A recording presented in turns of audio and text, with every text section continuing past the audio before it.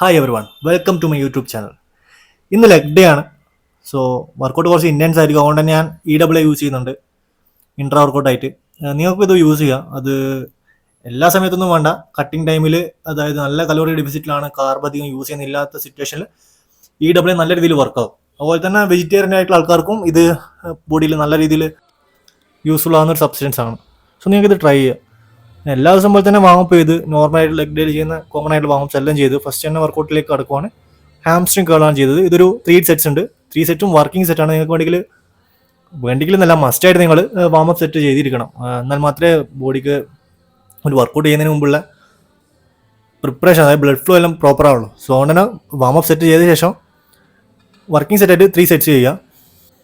അതിനുശേഷം ഒരു hack squat ഞാൻ ചെയ്യാൻ പോകുന്നത്. ഈ ഹാക്ക് സ്ക്വാട്ടിന് പറഞ്ഞാൽ നിങ്ങൾക്ക് ബാർബെല്ലിൽ നോർമൽ ഫ്രീ ബാർ യൂസ് ചെയ്തിട്ട് സ്ക്വാട്ട് ചെയ്യുക, അല്ലെങ്കിൽ സ്മിത്ത് മെഷീൻ ഉപയോഗിച്ചിട്ട് സ്ക്വാട്ട് ചെയ്യുക. ഏത് വേണമെങ്കിലും ചൂസ് ചെയ്യാം. എനിക്കിത് കുറച്ചുകൂടെ കൺവീനിയൻ്റ് ആയിട്ട് ഹാക്ക് സ്ക്വാട്ടാണ് തോന്നിയത്. കാരണം എനിക്ക് ക്വാഡ്സ് ഫോക്കസ് ചെയ്യാനും പിന്നെ കുറച്ചുകൂടെ സേഫ്റ്റി എനിക്ക് ഫീൽ ചെയ്യുന്നത് ഹാക്ക് സ്ക്വാട്ടാണ്. നല്ല എഫിഷ്യൻ്റ് സാധനം മെഷീൻ. അതുകൊണ്ട് ഞാനൊരു 2 സെറ്റ്സിൻ്റെ ഹാക്ക് സ്ക്വാട്ട് ചെയ്ത്. പിന്നെ മെയിനായിട്ട് നിങ്ങൾ ശ്രദ്ധിക്കേണ്ടത്, നിങ്ങൾ നോർമൽ സ്ക്വാട്ട് ചെയ്യുവാണെങ്കിലും ഹാക്ക് സ്ക്വാട്ട് ചെയ്യുവാണെങ്കിലും ഫുൾ റേഞ്ച് ഓഫ് മോഷൻ മസ്റ്റായിട്ട്. അല്ലാണ്ട് അത് കാര്യമില്ല, വേസ്റ്റ് ആണ്. എന്താ വെച്ചാൽ അത്രയും മൂവ്മെൻറ്റ് നിങ്ങൾക്ക് അതിൽ ചെയ്യാൻ പറ്റുമെങ്കിൽ എന്തിനു പകുതിക്ക് വെച്ച് നിർത്തണം, അതിൻ്റെ കാര്യമില്ലല്ലോ. സോ അതുകൊണ്ട് തന്നെ ഒരുപാടധികം വെയിറ്റ് വലിച്ചു വാരിയിട്ടിട്ട് അടിക്കേണ്ട കാര്യമൊന്നുമില്ല. നിങ്ങൾക്ക് പറ്റുന്ന വെയിറ്റ് ചെയ്യുക.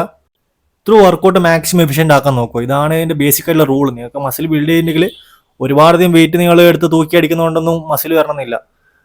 മസിൽസിൻ്റെ രീതി തന്നെ ഡിഫറെൻ്റ്. മസിൽ വരേണ്ട തിയറിയെ ഡിഫറെൻ്റ് ആണ്. ഒരിക്കലും ഒരു സ്ട്രെങ്ത് മാൻ ചെയ്യുന്നൊരു വർക്കൗട്ടല്ല നിങ്ങൾ ചെയ്യാണ്ട്.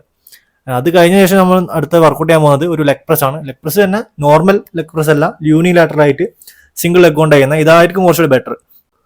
ഹാക്ക് സ്ക്വാട്ടിൽ പറഞ്ഞ പോലെ തന്നെ നിങ്ങൾ ഒരുപാടധികം വെയിറ്റ് ഇതിനകത്ത് കണ്ടുവരില്ല. അതായത് സിംഗിൾ ലെഗിൽ ചെയ്യുന്നതുകൊണ്ട് അത്രയധികം വെയിറ്റ് 300-400 kg ഒന്നും അടിക്കേണ്ട സിറ്റുവേഷൻ ഇതിനകത്ത് ഉണ്ടാവില്ല. പല ആൾക്കാരും വളരെ കോമഡി ആയിട്ട് ചെയ്യുന്ന ഒരു വർക്കൗട്ടാണ്. കാരണം ഇതിൻ്റെ ഈ മൂവ്മെന്റ്സേ ഒരു 45 ഡിഗ്രി 75 ഡിഗ്രി ആയിട്ടും ചേർന്നിട്ടുള്ളത്. അത് കഴിഞ്ഞ് നേരെ ഒരു അഡക്ടേഴ്സിൻ്റെ ഒരു വർക്കൗട്ട്. അത് 2 സെറ്റ്സ് ചെയ്യുന്നത് 10 to 15 റെപ്പറ്റീഷൻ റേഞ്ചിൽ നിങ്ങൾക്ക് ചെയ്യാതെ. അഡക്ടേഴ്സ് മസിൽ കുറച്ചുകൂടെ പ്രോപ്പറായിട്ട് ട്രെയിൻ ചെയ്താൽ മാത്രമേ ഓവറോൾ ലെഗിൻ്റെ ഒരു ഫീൽ നിങ്ങൾക്ക് കിട്ടുള്ളൂ. അതായത് നിങ്ങൾ ഫ്ലെക്സ് ചെയ്യുമ്പോൾ കുറച്ചുകൂടെ ബെറ്ററായിട്ട് വൈഡറായിട്ട് കാണണമെങ്കിൽ അഡക്ടേഴ്സ് എല്ലാം ട്രെയിൻ ചെയ്യണം. ഈ സാധാരണ ഈ മെഷീൻ വളരെ കോമൺ ആയിട്ട് കാണുന്നൊരു മെഷീൻ അല്ല. പല ജിമ്മിലും ഇത് ഇല്ല. അതുകൊണ്ട് തന്നെ അതിൻ്റെ ഒരു അപര്യാപ്തത പല ജിമ്മിലും ഉണ്ട്. വർക്കൗട്ട് ചെയ്യാൻ അവർക്ക് ക്ലയൻസിന് അതിൻ്റെ ഒരു ബുദ്ധിമുട്ടുണ്ടാവും.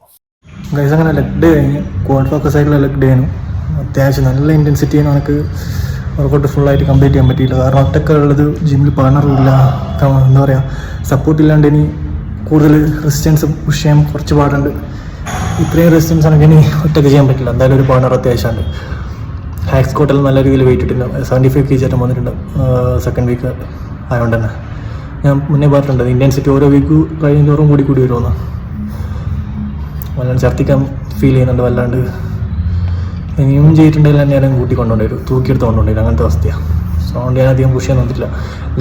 ലെഗ് എക്സ്റ്റൻഷൻ ഉണ്ടായി, പിന്നെ സ്റ്റാൻഡിങ് കവറേജ് ഉണ്ടായി, അഡക്ടേഴ്സ്. ഈ 3 മര്യാദയ്ക്ക് വൃത്തിയിൽ ചെയ്യാൻ പറ്റില്ല എനിക്ക്. സ്റ്റാൻഡിങ് കവറേജ് ചെയ്തിട്ടില്ല, എക്സ്റ്റൻഷനും അഡക്ഷനും എങ്ങനെയുള്ള ചുമ്മാ ചെയ്തിട്ട് വന്നു ഒരു സ്റ്റിമുലേഷൻ ഉള്ള രീതിയിൽ. അല്ലാണ്ട് അതിൽ ഇൻറ്റൻസിറ്റി ഇടാൻ എനിക്ക് പറ്റുന്നില്ല. അത്രയേ ഉള്ളൂ. മെല്ലെ മെല്ലെ ആരെങ്കിലും ജിമ്മിലാരെങ്കിലും പാർട്ണറാണ് കൂട്ടണം. ഇനിയിപ്പോൾ ഫ്രണ്ട്സിലാരെങ്കിലും കൊണ്ടുവരണം. ഈ ടൈമിൽ കിട്ടാൻ കുറച്ച് പാട്, അതാണ് പാട്. എല്ലാവരും ഡേ ടൈമിൽ അങ്ങനെ വരില്ലല്ലോ, അവൈലബിൾ ആയിരിക്കില്ലല്ലോ. അപ്പം അങ്ങനെ ഫൈനലി വർക്കൗട്ട് കംപ്ലീറ്റ് ആയി. ബട്ട് 2 വർക്കൗട്ട് ബാലൻസ് ഉണ്ടായി. ഞാനത് ചെയ്തിന് ലൈറ്റായിട്ട് ചെയ്തിട്ടുള്ളൂ, ജസ്റ്റ് ചെയ്തു പോയത്. അതുകൊണ്ട് തന്നെ വീഡിയോ എടുത്തിട്ടില്ല. പിന്നെ വേറൊരു കാര്യം പറയാം, നിങ്ങൾ കൃത്യമായിട്ട് ഫോളോ ചെയ്യുക, സബ്സ്ക്രൈബ് ചെയ്യുക.